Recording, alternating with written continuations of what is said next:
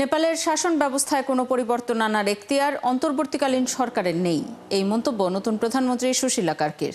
এদিকে ভারতে লাদাখের পরিস্থিতি নিয়ন্ত্রণে বিশেষ দূত পাঠিয়েছে দিল্লি। অন্যদিকে ইন্দোনেশিয়ায় সরকারের বিনামূল্যে স্কুল খাবার কর্মসূচির আওতায় দেয়া খাবার খেয়ে এ সপ্তাহেই অন্তত 1171 শিশু অসুস্থ হয়ে পড়েছে। ওদিকে আবার গাজায় শান্তি প্রতিষ্ঠায় মার্কিন প্রেসিডেন্ট ট্রাম্প জাতিসংঘ সহ অন্যান্য দেশের সাথে কাজ করার কথা জানিয়েছেন ফিলিস্তিনি প্রেসিডেন্ট মাহমুদ আব্বাস। বিশ্বের নানা প্রান্তের এমন নানা রকম সব খবর নিয়ে বিশ্বযোগের আজকের আয়োজনে স্বাগত জানাচ্ছি আমি আফসানা শাওন। নেপালের শাসন ব্যবস্থায় কোনো পরিবর্তন আনার এখতিয়ার অন্তর্বর্তীকালীন সরকারের নেই বলে মন্তব্য করেছেন নতুন প্রধানমন্ত্রী সুশীলা কার্কি। সরাসরি নির্বাচিত নির্বাহী ব্যবস্থা সহ আরও কিছু বিষয়ে তরুণদের দাবির প্রেক্ষাপটে একথা বলেন তিনি। বৃহস্পতিবার মন্ত্রিপরিষদের সাথে এক বৈঠকে তিনি বলেন, দেশে যে কোনো সংস্কার সাংবিধানিক প্রক্রিয়ার মাধ্যমেই হতে হবে। বক্তব্যে তিনি স্পষ্ট উল্লেখ করেন, আসন্ন নির্বাচনের প্রস্তুতি গ্রহণই অন্তর্বর্তী সরকারের প্রধান অগ্রাধিকার। এ সময় তিনি বলেন, বিদেশে কর্মরত নেপালিদের ভোট প্রদানের সুযোগ দেয়া নিয়ে নির্বাচন কমিশনের সঙ্গে আলোচনা চলছে। প্রধানমন্ত্রী কার্কি সকল নাগরিককে আসন্ন নির্বাচনে সক্রিয় অংশগ্রহণের আহ্বান জানিয়ে বলেন, যোগ্য প্রতিনিধিদের বেছে নিতে উৎসাহের সঙ্গে ভোট দিন। नेपालको संविधान र शासकीय प्रणालीको संशोधन लगायत जेनजी पुस्ताले জেনজি আন্দোলনের সময় উত্থাপিত বিষয়গুলোর মধ্যে নেপালের সংবিধান ও শাসন ব্যবস্থা সংশোধনের অন্তর্ভুক্ত ছিল। তবে শাসন ব্যবস্থায় কোনো সংস্কার বা পরিবর্তনের এখতিয়ার বর্তমান সরকারের নেই। তাই আমি নেপালের জনগণ, তরুণ প্রজন্ম সহ যারা এই পরিবর্তনের পক্ষে, তাদের আসন্ন নির্বাচনে অংশগ্রহণ করার এবং সাংবিধানিক প্রক্রিয়ার মাধ্যমে সংশোধনীগুলো করার অনুরোধ করছি। संवैधानिक प्रक्रियाबाटै संविधान संशोधन गर्नका लागि आग्रह गर्न। ভারতে লাদাখের পরিস্থিতি নিয়ন্ত্রণে বিশেষ দূত পাঠিয়েছে দিল্লি। এছাড়াও নিরাপত্তা নিশ্চিত করতে বিশেষ বৈঠক করেছে কর্তৃপক্ষ। সর্বোচ্চ সতর্ক অবস্থা রাখা হয়েছে নিরাপত্তা বাহিনীকে। কারফিউ ভঙ্গের অভিযোগে আটক করা হয়েছে অন্তত 50 জনকে। এছাড়াও বিক্ষোভের নেতৃত্ব দেয়া সোনাম ওয়াংচুক পরিচালিত সংস্থা FCR এর লাইসেন্স বাতিল করেছে কেন্দ্রীয় সরকার। প্রতিষ্ঠানটির বিরুদ্ধে আইন লঙ্ঘনের অভিযোগে বিদেশি অনুদান তদন্ত শুরু করেছে সেন্ট্রাল ব্যুরো অফ ইনভেস্টিগেশন। একই সঙ্গে চলতি বছরের 6 ফেব্রুয়ারি সোনাম ওয়াংচুকের পাকিস্তান সফরের বিষয়টিও খতিয়ে দেখা হচ্ছে। এদিকে কংগ্রেস বলছে, লাদাখের জনগণের দাবি সবই যথার্থ। পরিস্থিতি নিয়ন্ত্রণে রাখতে বিপুল সংখ্যক পুলিশ ও আধা সামরিক বাহিনী মোতায়েন করা হয়েছে। ভারতে হিমালয়ের সীমান্ত অঞ্চল লাদাখে জেনজি প্রজন্মের বিক্ষোভ ভয়াবহ রক্তপাতের জন্ম দিয়েছে। সহিংস এই আন্দোলনে বিজেপির কার্যালয়েও অগ্নিসংযোগ করা হয়েছে। বিক্ষোভ থেকে গ্রেপ্তার হয়েছে অর্ধশতাধিক মানুষ। বিক্ষোভে পুলিশের গুলিবর্ষণের প্রতিবাদে এবং লাদাখের সঙ্গে সংহতি জানাতে ওই অঞ্চলের কার্গিল শহরে কমপ্লিট শাটডাউন কর্মসূচি পালিত হচ্ছে। কেন হঠাৎ বিক্ষোভে উত্তপ্ত হয়ে উঠল অঞ্চলটি, জানাচ্ছেন সৃষ্টি ঘটক। 2019 সালে মোদী সরকার জম্মু কাশ্মীরের বিশেষ সাংবিধানিক মর্যাদা ও রাজ্যপদ মর্যাদা বাতিল করে। তখন ওই রাজ্যের 3টি অঞ্চল ছিল: মুসলিম সংখ্যাগরিষ্ঠ কাশ্মীর উপত্যকা, হিন্দু সংখ্যাগরিষ্ঠ জম্মু এবং মুসলিম বৌদ্ধ সমান জনসংখ্যার লাদাখ। পরে জম্মু কাশ্মীরকে একটি আইনসভা সহ কেন্দ্রশাসিত অঞ্চল এবং লাদাখকে আইনসভাহীন কেন্দ্রশাসিত অঞ্চল বানানো হয়। এতে জম্মু কাশ্মীরের জনগণ অন্তত স্থানীয় নেতাদের নির্বাচিত করতে পারে, কিন্তু লাদাখ পুরোপুরি আমলাতান্ত্রিক শাসনে চলে যায়। লাদাখের 90% মানুষ তফসিলি জনজাতি হিসেবে তালিকাভুক্ত। তাই তারা ভারতের সংবিধানের 6ষ্ঠ তফসিলের আওতায় স্বায়ত্তশাসন ও সাংবিধানিক সুরক্ষা চাইছেন, যা উত্তর ভারতের কিছু অঞ্চলে বিদ্যমান। কিন্তু মোদী সরকার এ পর্যন্ত রাজ্য মর্যাদা কিংবা 6ষ্ঠ তফসিলের সুরক্ষা কোনোটিই দিতে রাজি হয়নি। এর ফলে কর্মসংস্থানও কঠিন হয়ে পড়েছে।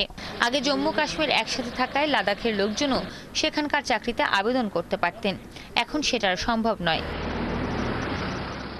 লাদাখের সাক্ষরতার হার 97%, যেখানে ভারতের গড় মাত্র 80%। কিন্তু 2023 সালের জরিপে দেখা গেছে, লাদাখের স্নাতক ডিগ্রিধারীদের মধ্যে 26.5% বেকার, যা ভারতের জাতীয় গড়ের দ্বিগুণ।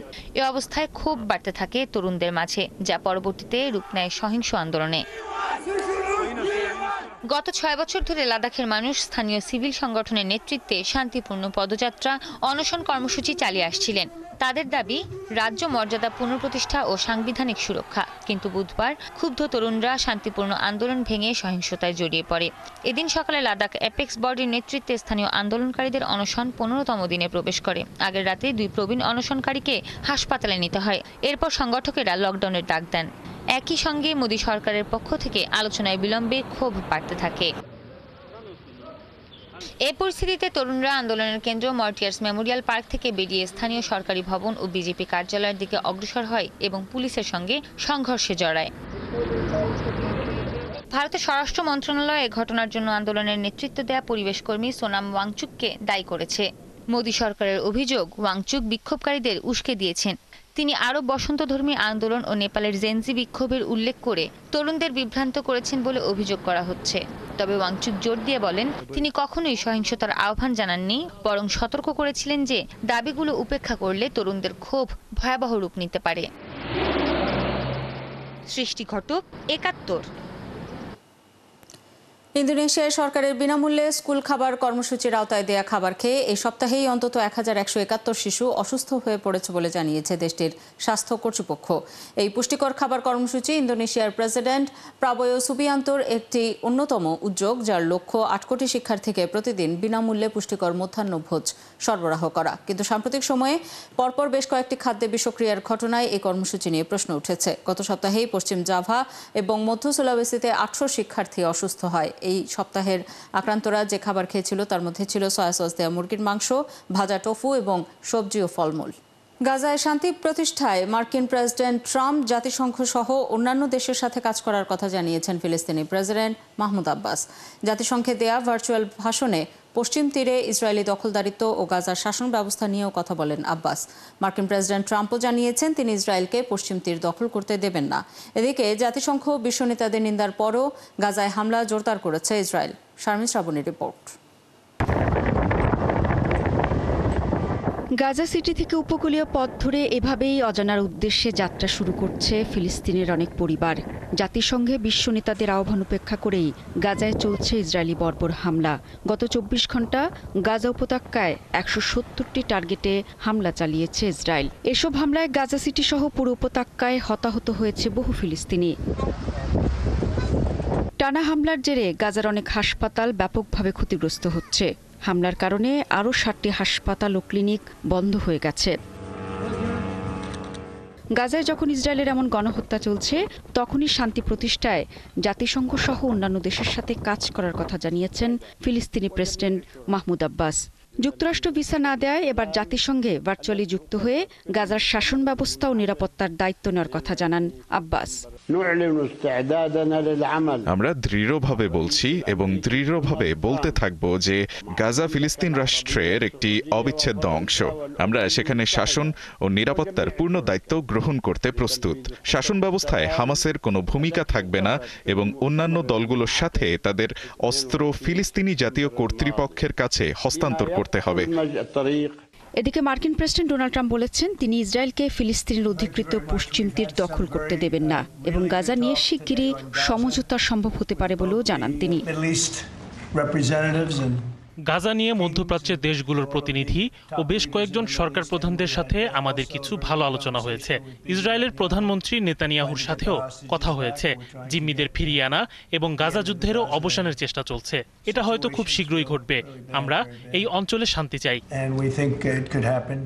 এর আগে ট্রাম্পের সঙ্গে এক বৈঠকে আরব ও মুসলিম নেতারা তাকে সতর্ক করে বলেন, ইসরায়েলের পশ্চিম তীর সংযুক্ত করার যে কোনো উদ্যোগ গুরুতর পরিণতি ডেকে আনতে পারে। সৌদি আরবের পররাষ্ট্রমন্ত্রী প্রিন্স ফয়সাল বিন ফারহান আল সৌদ জানান, এ বার্তাটি প্রেসিডেন্ট ট্রাম্প খুব ভালোভাবেই বুঝেছেন। শারমিন শ্রাবণী, ৭১। ড্রোন হামলার পর গাজা ফ্লোটিলা রক্ষায় ভূমধ্যসাগরে ইতালির নৌবাহিনীর সাথে যোগ দিতে যাত্রা শুরু করেছে স্পেনের যুদ্ধজাহাজ ফুরর। শুক্রবার ভোরবেলায় স্পেনের নৌবাহিনীর জাহাজ ফুরর কার্টাজেনা বন্দর থেকে যাত্রা শুরু করে। গাজায় ইসরায়েলি নৌ অবরোধ ভাঙার চেষ্টায় সুমুদ ফ্লোটিলা নৌবহরটি প্রায় ৫০টি বেসামরিক নৌযান ব্যবহার করছে। সুইডিশ জলবায়ু প্রচারক গ্রেটা থুনবার্গ সহ অনেক আইনজীবী, পার্লামেন্ট সদস্য এবং কর্মীরা জাহাজে আছেন। গ্রিক দ্বীপ গাফডোস থেকে আন্তর্জাতিক জলসীমায় যাত্রা করার সময় ইসরায়েল এই জাহাজগুলো লক্ষ্য করে বুধবার ড্রোন এবং স্টান গ্রেনেড ও চুলকানি পাউডার নিক্ষেপ করে।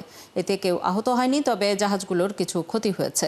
এর কয়েক ঘন্টা পর গাজা ফ্লোটিলা রক্ষায় ভূমধ্যসাগরে প্রথম নৌবাহিনীর যুদ্ধজাহাজ পাঠায় ইতালি। স্পেনের প্রধানমন্ত্রী পেদ্রো সানচেজ জানান, তার দেশের যুদ্ধজাহাজ ইতালির জাহাজগুলোর সঙ্গে যোগ দেবে।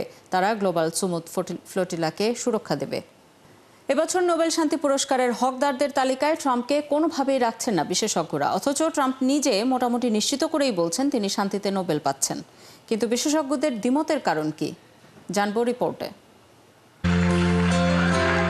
নোবেল কমিটি যেই বিষয়গুলোকে গুরুত্ব দিয়ে পুরস্কার প্রাপ্তদের বাছাই করে সেই সব বিশ্ব ব্যবস্থাকে ধ্বংস করেছেন ট্রাম্প, এমন মন্তব্য বিশেষজ্ঞদের।